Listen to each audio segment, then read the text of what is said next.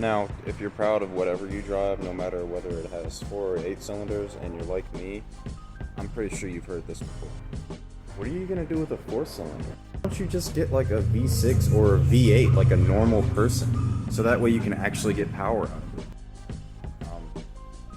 Gas, insurance. Alright, y'all. So let's talk about it. Do you really need a V8 or a V6 to have fun with your car? No, you don't. And here's why, actually. There are a lot of tuning companies, a lot of modification companies that do performance mods specifically tailored to 4-cylinder cars.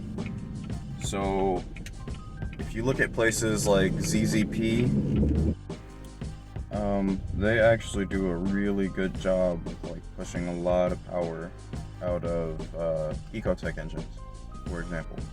So Cobalt 2.2 liters.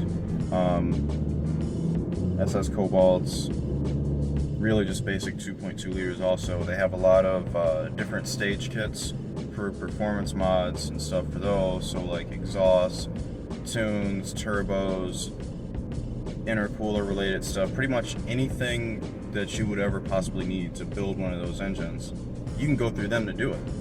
And that's one of the things that they specialize in. Of course, they also do stuff like, you know, Camaros and other cars that have V8 engines in them, but for the most part, there's a huge following of people that have 4-cylinder Ecotech engines in Cobalts or pretty much whatever they have them in, and they offer a lot of performance support for them. So one of their Cobalts actually has like 410 wheel horsepower.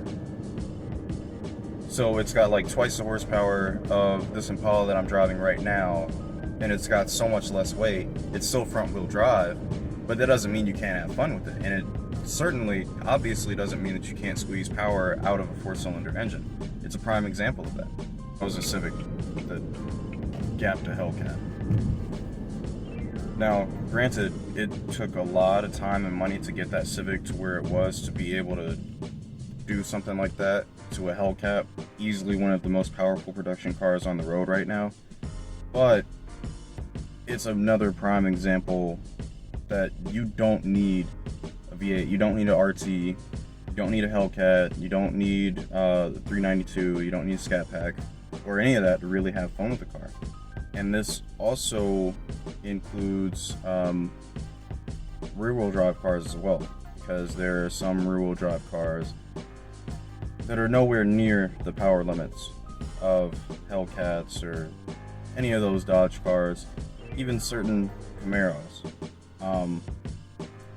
For example, the 4-cylinder turbo Camaro that Chevy just came out with recently,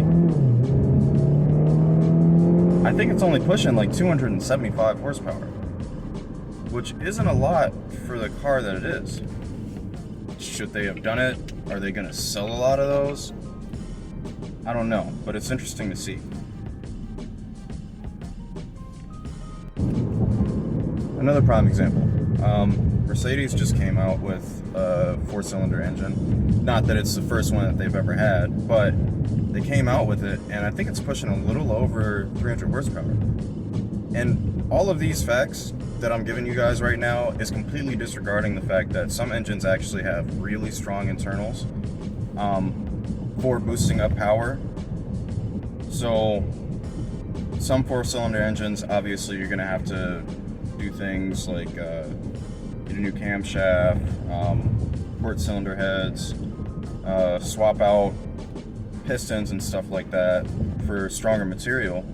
But it's worth it if that's what you're into, if you just want to have fun. But with that said, keep in mind you will have to do a lot of research. And when I mean research, don't just look at how much the engine can take. Look at how much the transmission can take. Look at, okay, how is it going to affect the internals? How much am I going to have to tune this? Because you will have to tune it. If you're going to do all of that stuff to your car to get any type of power gains, and I mean like intake, turbo, intercooler, even superchargers, because there are people that supercharge their 4 cylinders. which I think is pretty cool that there's even an option available for that, you will need to tune your car. Because if you don't, you could end up with, like what I said in the previous video, an oversized paperweight with 4 wheels on it. You don't want that. Nobody wants that. This also means looking into things like your axles. Are your axles going to snap? Because that's actually something that happened for a few people with their Dodge Demons when they came out. And it's funny to think that Dodge produced a car with that much power and it kind of just broke doing basically what it was meant to do, which was be on the drag strip and launch. But some people actually had their drive shafts snap. Now, if you don't have a rear-wheel drive car, you kind of don't have to worry about that part breaking, but you do have other parts that are linked to this. So a lot of suspension stuff. Also keep in mind there could be extra weight. So there's just a lot of research to do, and it can be a lot of work depending on what car and what engine you have. But whether or not it is, it's your car. Do what you want with it at the end of the day. So that's my 2 cents on it. You do not need a V8 to have fun.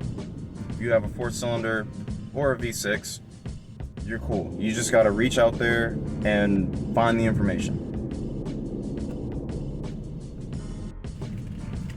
Thanks for watching, guys. I should be coming back at you with another video next week. I'm still waiting on an intake, so once that gets here, I think you guys are really gonna like what's in store.